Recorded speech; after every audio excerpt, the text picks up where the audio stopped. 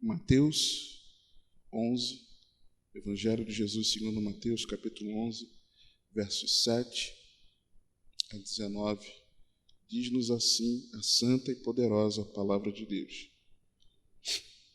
E, partindo eles, começou Jesus a dizer às multidões a respeito de João: que fostes ver no deserto? Uma cana agitada pelo vento? Sim, que fostes ver? Um homem ricamente vestido? Os que trajam ricamente estão nas casas dos reis. Mas, então, que fostes ver? Um profeta? Sim, vos digo eu, e muito mais do que profeta, porque é este de quem está escrito: eis que diante da tua face envio o meu anjo que preparará diante de ti o teu caminho. Em verdade vos digo que entre os que de mulher têm nascido, não apareceu alguém maior do que João o Batista, mas aquele que é o menor no reino dos céus é maior do que ele. E, desde os dias de João o Batista até agora, se faz violência ao reino dos céus e pela força se apoderam dele. Porque todos os profetas e a lei profetizaram até João. E, se quereis dar crédito, é este o Elias que havia de vir. Quem tem ouvidos para ouvir, ouça. Mas a quem assemelharei esta geração? É semelhante aos meninos que se assentam nas praças e clamam aos seus companheiros e dizem: tocamo-vos flauta e não dançaste, cantamo-vos lamentações e não chorastes, porque veio João não comendo nem bebendo, e dizem: tem demônio. Veio o Filho do Homem comendo e bebendo, e dizem: eis aí um homem comilão e beberrão, amigo dos publicanos e pecadores, mas a sabedoria é justificada por seus filhos. Amém? Você pode se assentar, por favor?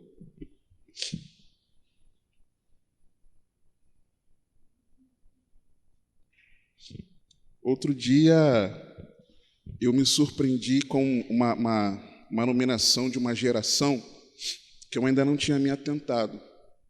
E ao meditar nesse texto aqui, em Mateus 11 hoje, me saltou aos olhos características que o texto nos mostra aqui, que muito me faz ver uma semelhança com essa geração que me saltou aos olhos, aos ouvidos essa semana. Você já deve ter ouvido já essas expressões, mas só para trazer aqui ao nosso pensamento. Tem a chamada geração Baby Boomer, de 45 a 64, mais ou menos. É a geração que nasceu no período pós-Segunda Guerra Mundial. Talvez alguns aqui dos irmãos nasceram nesse período. A geração X é a minha, de 65 a 1980. É a geração da televisão, pois foi durante esse período em que o aparelho teve o seu maior crescimento no mundo todo. A geração Y, ou os chamados Millennials, de 81 a 96, é a geração dos que nasceram logo antes da virada do milênio, por isso que é chamada de milênio, e é fortemente caracterizada pelo amplo avanço da tecnologia e o futuro. A geração G, ou chamados Centennials, de 1997 a 2010, é a geração dos que nasceram no período do início dos 100 anos que compreendem o século. Então, aqueles que nascem nos primeiros anos de um século, eles chamam assim. E é aquela geração em que as crianças cresceram em um ambiente já extremamente digitalizado. E a geração Alfa, que foi essa que me despertou a atenção, de 2010 até o tempo presente.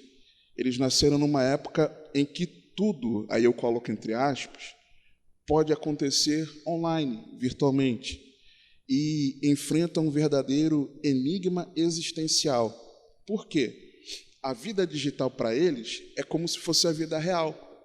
Eles têm dificuldade de separar aquilo que é real daquilo que é online, é virtual, é digital. Sim, fazem separação disso. E nesse momento em que nós vivemos, em que se preza a diversidade, a espontaneidade, sem a necessidade de você ter um papel definido, de você ter um posicionamento muito bem definido, essa geração tende ainda a ser mais livre em relação à sua identidade. Fazendo a conta, nós estamos em 2023. De 2010 para cá, 13 anos. É a galera de 13 anos para baixo, os pré-adolescentes e as crianças, os meninos dos dias de hoje. Meninos que não fazem separação entre o que é virtual daquilo que é real. E são estáveis na sua identidade, são bem flexíveis em relação a isso, não têm um posicionamento muito definido.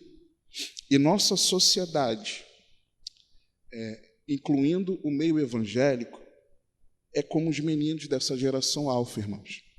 Não são apenas, eu encontro traços, não apenas nestes que são dessa geração, mas eu encontro traços naqueles que são adolescentes, jovens, adultos, até idosos, com esses traços assim, traços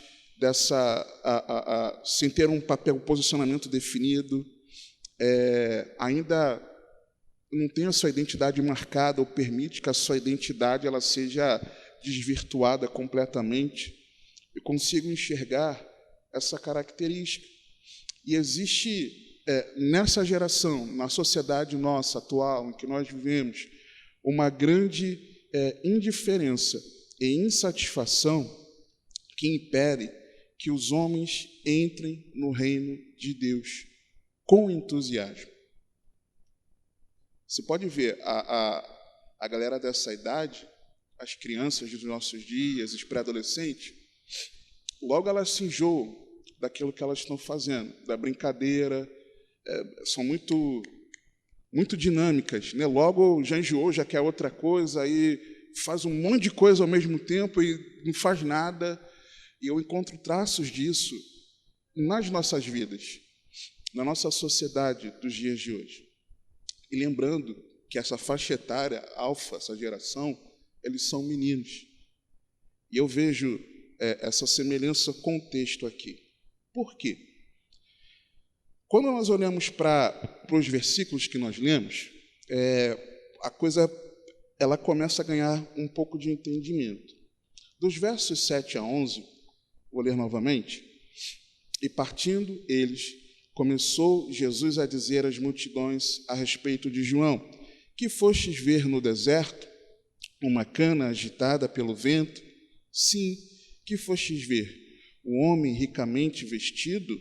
Os que trajam ricamente estão nas casas dos reis. Mas então que fostes ver um profeta? Sim, vos digo eu, e muito mais do que profeta, porque é este de quem está escrito: eis que diante da tua face envio o meu anjo, que preparará diante de ti o teu caminho. Em verdade vos digo que entre os que de mulher têm nascido, não apareceu alguém maior do que João o Batista, mas aquele que é o menor no reino dos céus é maior do que ele. Nesses versos, nós encontramos aqui que Jesus havia acabado de elogiar a João como alguém corajoso. Quando ele fala de cana agitada pelo vento, está falando daquele que é açoitado pelas adversidades e está ali, firme, corajoso. Então, me mostra aqui o João corajoso, diante do agitar das adversidades, alguém separado dos benefícios desse mundo, porque ele não se veste com as vestes daqueles que são ricos, se vestia de forma diferente. E Jesus elogia também, dizendo que ele foi alguém grandioso no cumprimento da sua missão enquanto profeta. O texto revela aqui, indicando que o Batista é aquele que havia sido profetizado nas Escrituras. O Jesus fala isso aqui. Então, nós vemos isso. Na parte B do versículo 11, mas aquele que é o menor no reino dos céus é maior do que ele, existem alguns entendimentos que podemos extrair disso aqui. Mas, de forma mais básica assim, Jesus está ensinando que os seus discípulos, aqueles que viriam a partir de João, após João, seriam aqueles que vivenciariam coisas que o profeta não havia testificado. Experiências nas vidas daqueles que nasceram a partir de João e renderam suas vidas a Deus, que passaram a vivenciar coisas que João não vivenciou. Não é que nós somos maiores do que João, não, é por conta das experiências, daquilo que testemunharam, daquilo que aconteceu após aquilo ali. Nós vemos isso claramente. No versículo 12, o texto diz: e desde os dias de João o Batista até agora se faz violência ao reino dos céus e pela força se apoderam dele. Existem versões que traduzem um pouquinho diferente. E existe uma certa divergência no entendimento desse texto.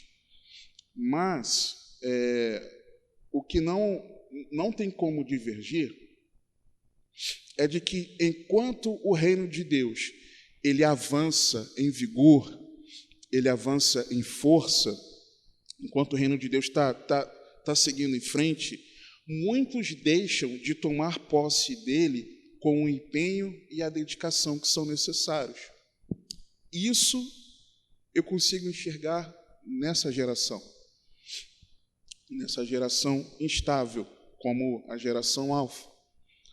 Os versos 12 e 13: e desde os dias de João o Batista até agora se faz violência ao reino dos céus, e pela força se apoderam dele, porque todos os profetas e a lei profetizaram até João.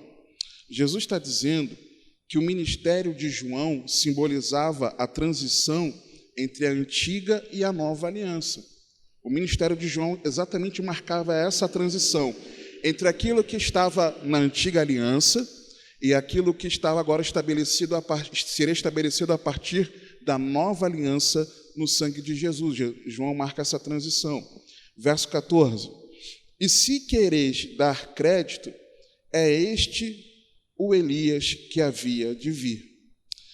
Jesus está dizendo que, com o que Jesus acabou de dizer, e com isso, é que a partir dali, a partir daquele momento, era para que eles reconhecessem que, se o Elias que havia de vir se manifestou e era João, a pessoa de João, a sua missão de preparar o caminho do Senhor, antes que venha o grande e terrível juízo, já estava cumprida. Se João é o Elias que havia de vir, está escrito lá em Malaquias, no capítulo 4, versos 5 e 6. Se João é esse profetizado, que viria antes do terrível dia do Senhor, se João é aquele que viria preparar o caminho do Senhor, ele era essa pessoa, o que está registrado também, por exemplo, em Malaquias, no início do capítulo 3.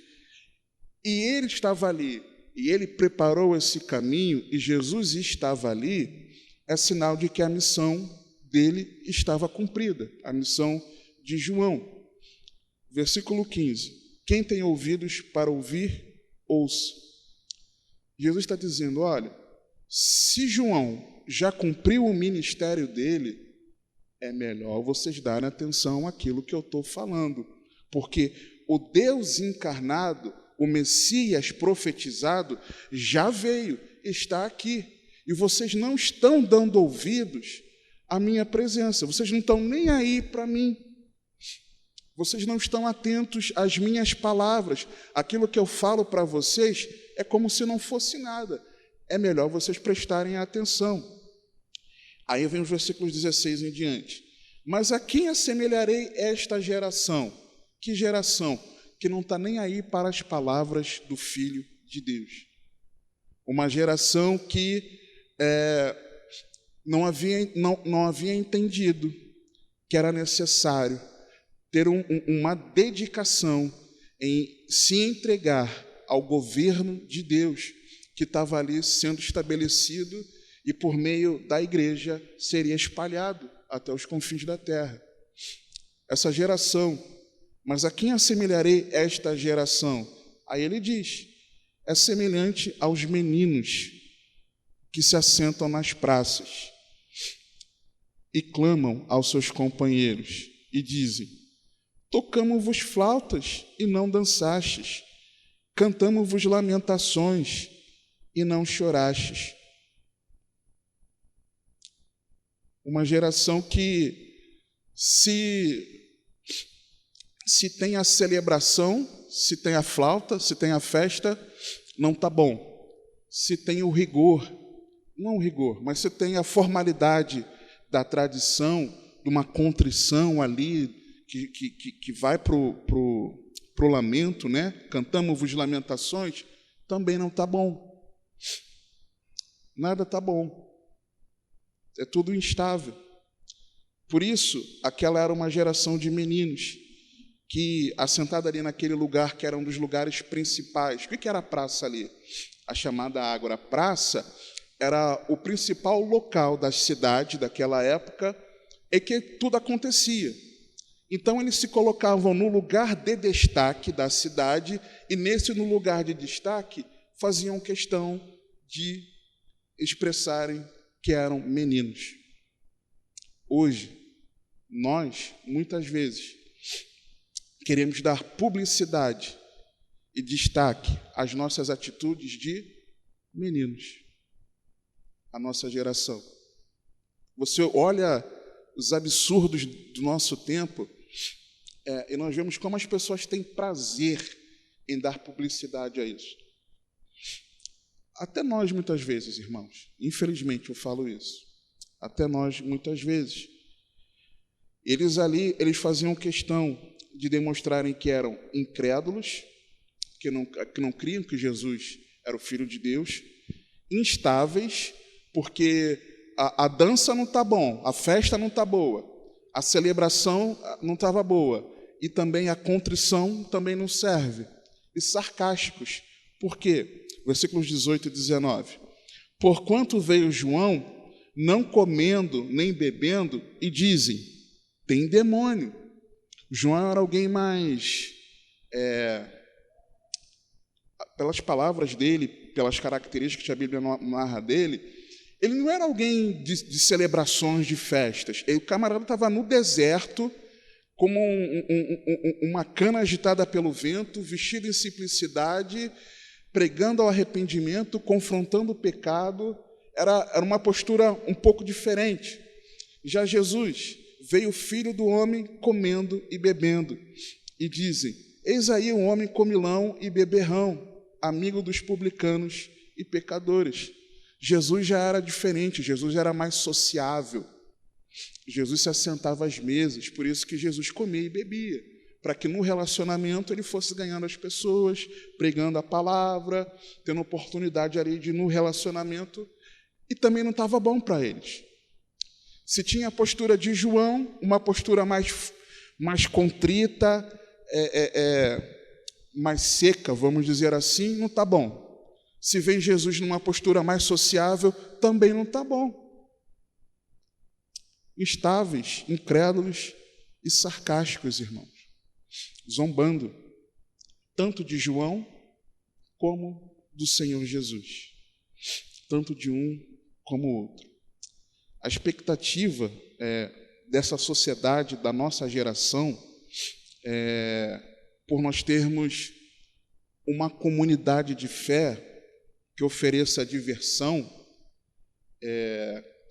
porque muitas vezes é o que se oferece por aí.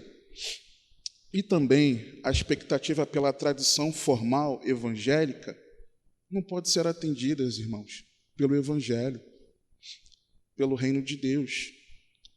E muitas vezes as atitudes que nós encontramos nos nossos dias são essas atitudes desses que Jesus chamou de uma geração de meninos. Final do versículo 19, parte final. Mas a sabedoria é justificada por seus filhos. Algumas versões dizem por suas obras, por seus frutos. O fruto da sabedoria. A sabedoria aí é personificada em Jesus. o meu fruto está aí. O que eu estou fazendo, as pessoas que têm sido transformadas, os sinais que têm acontecido estão aí. A verdade está exposta. Mas mesmo diante dessa verdade, vocês não creem. É que Jesus está dizendo. Abra comigo Lucas, capítulo 7. Lucas, ele traz esse texto acrescentando algo interessante a respeito de João. Lucas 7, versos 28 a 32. E eu vos digo que, entre os nascidos de mulheres, não há maior profeta do que João, o Batista, mas o menor no reino de Deus é maior do que ele. E todo o povo que ouviu, e os publicanos, tendo sido batizados com o batismo de João, justificaram a Deus. Mas os fariseus e os doutores da lei rejeitaram o conselho de Deus contra si mesmos, não tendo sido batizados por ele. E disse o Senhor: a quem, pois, compararei os homens desta geração? E a quem são semelhantes? São semelhantes aos meninos que, assentados nas praças, clamam uns aos outros e dizem: tocamos-vos flauta e não dançaste, cantamos-vos lamentações e não choraste. Aqui Lucas traz esse acréscimo importante de mostrar que aqueles que não compreenderam e não receberam as palavras vindas da pregação de João foram aqueles que não haviam se arrependido dos seus pecados. Uma geração de meninos, uma geração desenfreada na prática do pecado, inclusive no meio da igreja, que não se dói pela prática do pecado, que não reconhece a necessidade do arrependimento, que acha que está tudo bem viver desse modo, desde que esteja no culto de ceia do Senhor, ou no culto de domingo à noite, ou na atividade A, B ou C, desde que tenha uma Bíblia, desde que seja membro de uma igreja local, mas não se arrepende dos seus pecados, não corresponde à verdade do Evangelho. Quando nós voltamos para Mateus 11, tem um diagnóstico para essa geração.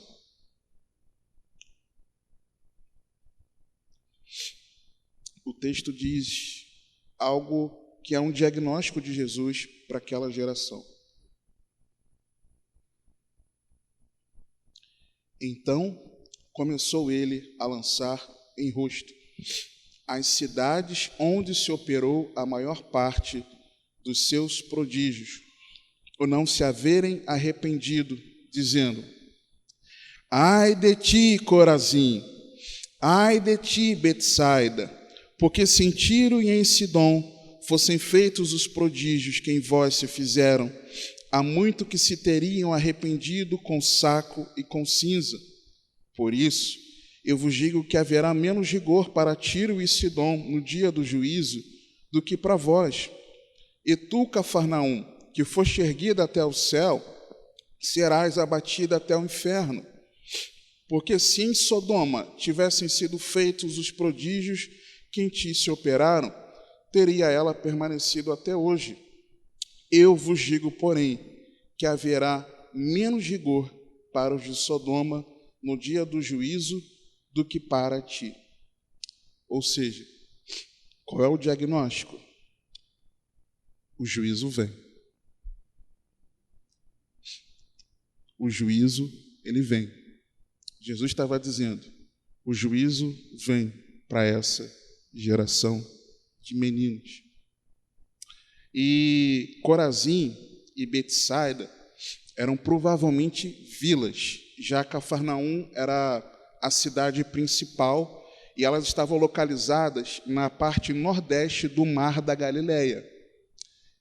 E quando a gente se atenta à localidade geográfica dessas cidades, onde elas estavam, à margem do lago de Genezaré, do mar da Galileia, isso nos faz lembrar de um texto, Mateus 4, 12, 17, revelando o que aconteceu junto ao caminho do mar.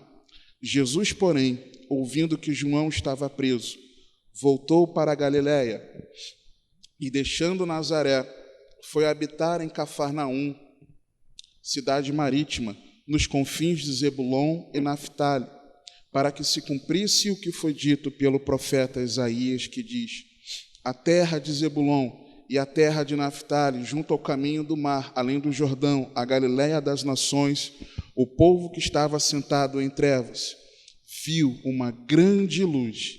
Aos que estavam assentados na região e sombra da morte, a luz raiou. Desde então começou Jesus a pregar e a dizer: arrependei-vos, porque é chegado o reino dos céus. O que aquelas cidades haviam experimentado? Elas haviam experimentado a presença física do Verbo encarnado. Naquele lugar, a luz havia raiado, mas como meninos, eles não haviam se arrependido dos seus pecados. O chamado ao arrependimento foi recusado. Jesus começou a dizer, a pregar: arrependei-vos, porque é chegado o reino. Lembra? Então estamos falando do reino. É chegado o reino de Deus. Desde então é necessário haver um empenho para a entrada no reino, um arrependimento sincero, um abandono dos seus pecados. Mas eles recusaram. E Jesus diz, e como agravante, nós temos ali Cafarnaum, quando o texto diz erguida até o céu, é porque Cafarnaum era moradia e quartel-general do Senhor Jesus, do ministério de Jesus. Jesus foi morar lá. Jesus foi habitar em Cafarnaum. Não é que Jesus passou por aquela cidade. Mateus 4, 12, é o que a gente vê. Jesus foi morar ali. Quando o Filho de Deus, quando Deus encarnado foi morar ali, é como se o céu tivesse, não como se o céu tivesse descido ali, mas é como a cidade tivesse sido erguida até os céus, até a presença de Deus, porque Deus estava ali na pessoa de Jesus. E esse agravante, erguida até o céu, não se engane, nós não podemos nos enganar. Quando Jesus ele dá esse diagnóstico aqui para essa geração, Jesus não condenou apenas aquelas cidades que tinham uma maldade de forma mais explícita, mas também aqueles que eram indiferentes a ele. Porque quando Jesus ele diz, fala de Corazim, fala de Betsaida e fala de Cafarnaum, essas três cidades eram cidades de Israel. Tiro e Sidom não eram cidades de Israel. O que Jesus está falando? Olha, se naqueles que não são de Israel eu tivesse me manifestado a eles, seria diferente. Agora, com vocês, a quem eu tenho me manifestado, vocês não estão nem aí para mim. O juízo para eles será diferente, eles se arrependeriam. Aí ele fala em relação a Cafarnaum também, em relação a Cafarnaum, cidade israelita. Já Sodoma não, uma cidade não de Israel, uma cidade de gentios, uma cidade de gentios.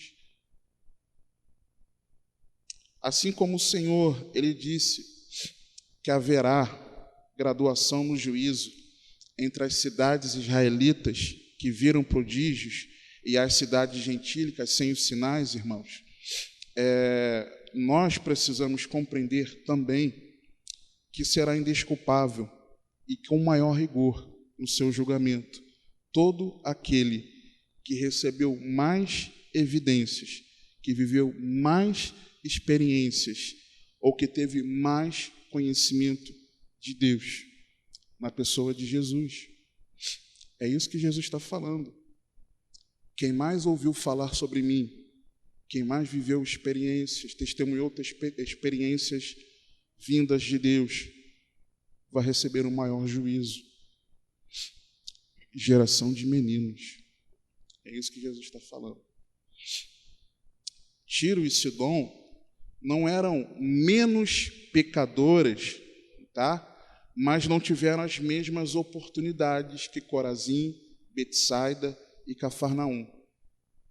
Eu consigo enxergar nesse texto aqui que quanto maior a oportunidade, maior a condenação ao rejeitar essa oportunidade. Eu consigo enxergar aqui esses níveis de graduação do julgamento serão conforme a quantidade de luz que cada um recebe. Quanto mais dessa luz tendo raiado diante de nós, maior será o nosso, mais rigoroso será o nosso julgamento. E aí, irmãos, o que fazer diante disso? A Bíblia é tão maravilhosa que, na continuidade do texto, versículo 25, a Bíblia diz o seguinte: naquele tempo, não em outro momento, mas naquele tempo, respondendo Jesus, disse: graças te dou, ó Pai, Senhor do céu e da terra, que ocultaste estas coisas aos sábios e entendidos, e as revelaste aos pequeninos. Sim, ó Pai, porque assim te aprouve. Todas as coisas me foram entregues por meu Pai, e ninguém conhece o Filho senão o Pai, e ninguém conhece o Pai senão o Filho, e aquele a quem o Filho quiser revelar. Vinde a mim, todos os que estáis cansados e oprimidos, e eu vos aliviarei. Tomai sobre vós o meu jugo, e aprendei de mim, que sou manso e humilde de coração, e encontrareis descanso para as vossas almas, porque o meu jugo é suave e o meu fardo é leve. Jesus, ele mostrou ali o juízo daquela geração de meninos, mas logo depois, naquele tempo, mesmo tendo mostrado que haveria um juízo maior para todo aquele que não reconhecesse a Cristo Jesus diante da sua manifestação, Jesus, ele começa a louvar ao Senhor, a dar graças a Deus pela revelação do Evangelho àqueles que eram os pequeninos. Jesus começou a louvar a Deus, começou a exaltar a Deus pela revelação do Evangelho ter chegado diante de nós, mesmo pertencendo a essa geração de meninos. É uma revelação que vem de Deus a nós. Jesus começou a exaltar, porque naquele mesmo tempo, porque ele havia vindo ao mundo, porque o Verbo havia encarnado, porque a oportunidade de arrependimento da salvação havia se manifestado, e mesmo que aquela sociedade, que aquele povo vivesse numa geração de meninos que Jesus chamou, de muitos que não criam, não se arrependiam, mas aqueles que a revelação do Evangelho raiasse no seu coração, eles teriam a oportunidade de terem um relacionamento pessoal com o Pai. E assim é comigo e com você. Mesmo diante dessa geração, irmãos, não sejamos indiferentes ao Senhor Jesus. Não sejamos incrédulos, não sejamos instáveis em nossa identidade. Nós precisamos ser verdadeiros discípulos de Cristo, filhos de Deus, habitação do Espírito Santo. E dentro dessa verdade, irmãos, 2 Coríntios 4, 1-7, a Bíblia diz o seguinte: por isso, tendo este ministério, segundo a misericórdia que nos foi feita, não desfalecemos, antes rejeitamos as coisas que por vergonha se ocultam, não andando com astúcia nem falsificando a palavra de Deus, e assim nos recomendamos a consciência de todo homem, na presença de Deus, pela manifestação da verdade. Paulo falando da lisura do ministério dele. Mas, se ainda o nosso Evangelho, a mensagem que nós anunciamos, está encoberto, para os que se perdem, está encoberto. para essa geração de meninos que conhece a verdade do Evangelho, mas se para eles está encoberto, eles se perdem, nos quais o Deus deste século, por que está encoberto? Por que essa geração de meninos resiste à verdade do Evangelho? Nos quais o Deus deste século, o diabo, cegou os entendimentos. Lembra da parábola do semeador? Veio a ave dos céus e come a semente. Jesus explica que é o diabo que rouba a semente do coração, a palavra do coração. É isso aqui. Nos quais o Deus deste século cegou os entendimentos dos incrédulos, daqueles que não têm fé, para que lhes não resplandeça a luz do Evangelho da glória de Cristo, que é a imagem de Deus. Lembra que a luz raiou?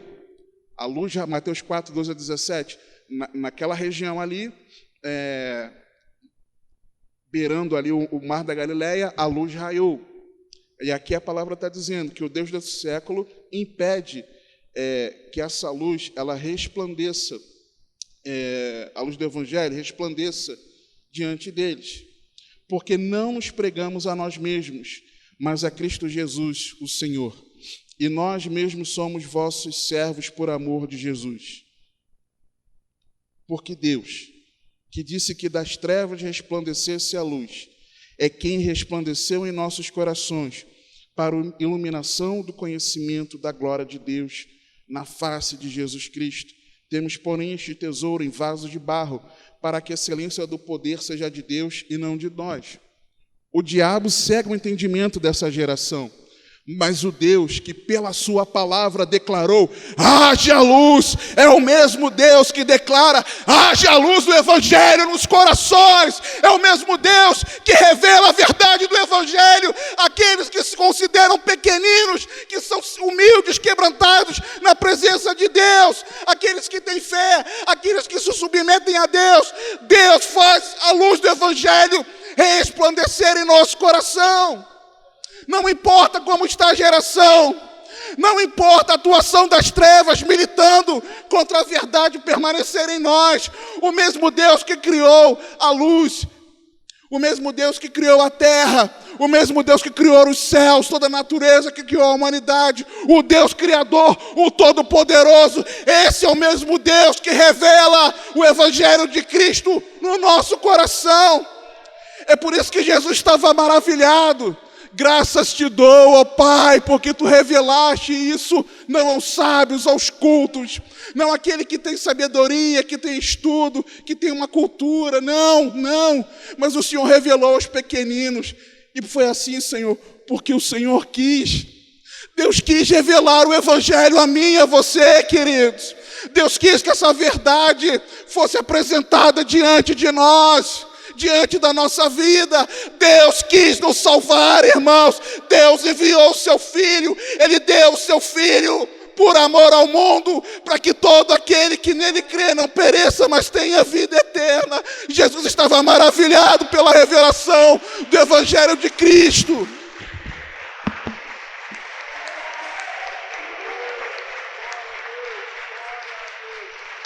Glória a Deus. Jesus estava maravilhado, irmãos. Jesus ele estava.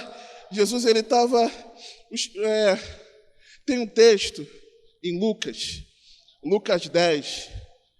Os discípulos voltam da missão, haviam expulsado demônios, felizes porque os demônios se submetiam ao nome de Jesus. E aí Jesus fala para eles, versículo 20 de Lucas 10. Mas não vos alegreis, porque vos sujeitam os espíritos. Alegrai-vos antes por estarem os vossos nomes escritos nos céus. Algo parecido aconteceu ali. Naquela mesma hora, se alegrou Jesus em espírito. Dizem, né? Talvez o pentecostal diria assim, Jesus entrou no mistério. Não sei, irmãos. Pergunta para ele depois. E disse, graças te dou, ó Pai, Senhor do céu e da terra, que escondeste estas coisas aos sábios e inteligentes e as revelaste às criancinhas, aos meninos. Assim é, ó Pai, porque assim te aprouve. Tudo por meu Pai me foi entregue e ninguém conhece quem é o Filho senão o Pai, nem quem é o Pai senão o Filho, e aquele a quem o Filho se quiser revelar. Jesus se maravilhava com a revelação do Evangelho aos meninos, aqueles que são os pequeninos diante de Deus, não aqueles que se engrandecem, não aqueles que estão nessa sociedade dizendo que não precisam de Deus, que não precisam de Jesus, de que não têm do que se arrepender, de que a vida deles é basta, suficiente, eles gerem a vida deles, eles não precisam de nada e de ninguém, não. O Evangelho poderia ser para esses, se esses se humilhassem diante da verdade, diante deles. Jesus se maravilhava com essa revelação do Evangelho, irmãos. E aí, Mateus 11, o texto nos diz que Jesus faz, então, o convite à eternidade. Vinde a mim, todos os que estáis cansados e oprimidos, e eu vos aliviarei. Tomai sobre vós o meu jugo e aprendei de mim, que sou manso e humilde de coração, e encontrareis descanso para as vossas almas, porque o meu jugo é suave e o meu fardo é leve. O convite à eternidade é para ir à pessoa de Cristo. Vinde a mim. Não é vinde à Igreja Bíblica Cristã. Não é vinde a qualquer igreja. Vinde à tradição religiosa, vinde à tradição evangélica, vinde às suas práticas devocionais, vinde ao pastor. Não. O convite é para nós irmos a Jesus, a pessoa de Cristo. O convite à eternidade não faz acepção de pessoas, porque Jesus disse, vinde a mim todos. Todos. É para qualquer um. Não importa o que você fez, não importa quem você seja, não importa o seu histórico de vida. O que importa é que essa revelação do Evangelho também é para você. Esse convite do Senhor Jesus é para cada um de nós. Mas, por mais que esse convite ele não faça acepção de pessoas, eu vejo aqui no texto algumas condicionantes. Não faz acepção, mas é para quem reconhece o seu estado. Porque se o versículo diz aqui para nós, os que estáis cansados e sobrecarregados, você e eu precisamos reconhecer que estamos cansados e sobrecarregados. Você e eu precisamos admitir o nosso estado de miséria. Você e eu precisamos olhar para a nossa vida, para dentro de nós, e reconhecer que nós precisamos de um Salvador. Não faz acepção de pessoas, mas é para quem se sente, se reconhece, cansado e sobrecarregado. Esse convite é para todos, mas ele se aplica, só pode receber, atender esse convite, aquele que está disposto a confiar completamente em Jesus. Quando Jesus fala, tomai sobre vós o meu jugo, é você confiar que o jugo de Jesus é suficiente. Mas se você ou eu achamos que qualquer coisa que nós façamos possa nos salvar, nós estamos equivocados, irmãos. É tomarmos sobre nossas vidas o jugo de Jesus, confiarmos completamente nele. Eu vejo também uma outra restrição, que esse convite só pode ser atendido para quem está disposto a se comprometer com Jesus, porque ele diz o seguinte, e aprendei de mim, que sou manso e humilde de coração. Não adianta nós reconhecermos que Jesus é o Salvador e não querermos nos submeter a Ele, aos seus ensinamentos. Não adianta reconhecermos que Jesus morreu para nos salvar dos nossos pecados, mas eu não quero viver os ensinos de Jesus. Não, aprendei de mim. Então é para quem está disposto a se comprometer com Cristo. Eu vejo que também esse convite não faz acepção de pessoas, mas só pode ser atendido por aquele que tem foco na eternidade. Porque olha que o final do versículo 29 diz, e encontrareis descanso para as vossas almas. Não é descanso para as vossas mentes. não é descanso das vossas tribulações do cotidiano, não é cura da enfermidade, não é porta de emprego aberta, não é vida financeira transformada, não é um casamento sadio, não é um filho que é uma bênção nas mãos do Senhor, mas é o descanso para a alma. O convite é para a eternidade, não é para as coisas daqui da terra. O convite é para todos, mas só pode ser atendido para aquele que tem o foco no descanso da alma, na eternidade. O convite é para todos, mas só pode ser atendido por aquele que deseja servir a Deus por amor, não por obrigação, porque o versículo 30 diz: porque o meu jugo é suave e o meu fardo é leve. Se para você ser discípulo de Cristo é pesado, esse convite não pode ser atendido por você, nem por mim.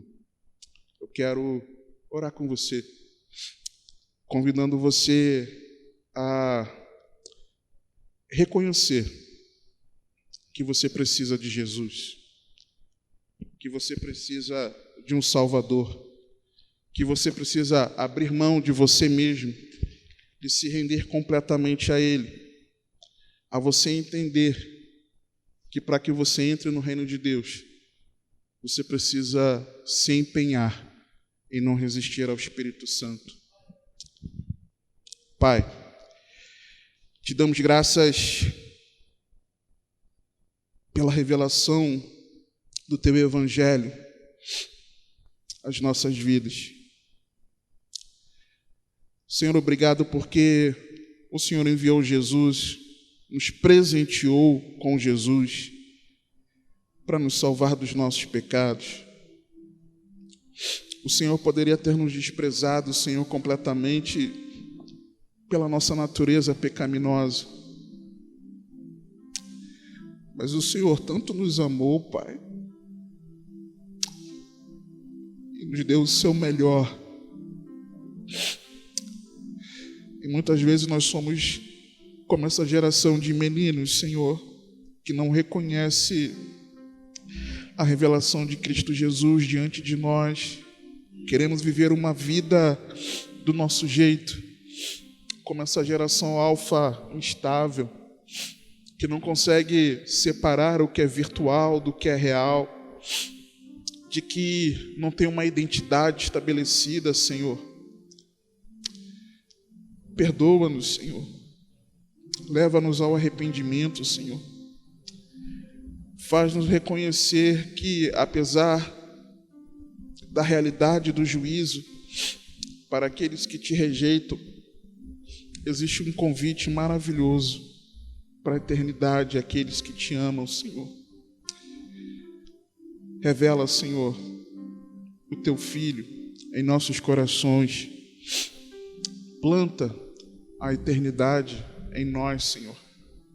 Ajuda-nos, Senhor, a abrir mão de nós mesmos, do que temos, do que somos, do que fazemos, para que nós possamos carregar a nossa cruz e seguirmos ao Teu Filho Jesus, no meio dessa geração adúltera, Senhor, no meio dessa geração de meninos. Eu te peço, Senhor, que o perdido seja salvo, que aquele que está com a sua alma enferma, Senhor, fraco na fé, que o Senhor sare, Paizinho, e que todos aqueles que estão em Ti sejam fortalecidos pelo revestimento do poder do Teu Espírito, em nome de Jesus. E com essa verdade, Senhor, dentro de nós, e ajuda-nos, Senhor, a também, dia após dia, a nos alegrarmos pela revelação da luz do Evangelho aos nossos corações. E seja tudo isso para Ti, porque toda a glória e honra pertencem somente ao Senhor. Nós oramos gratos a Ti, Senhor, em nome do Senhor Jesus. Amém, Senhor.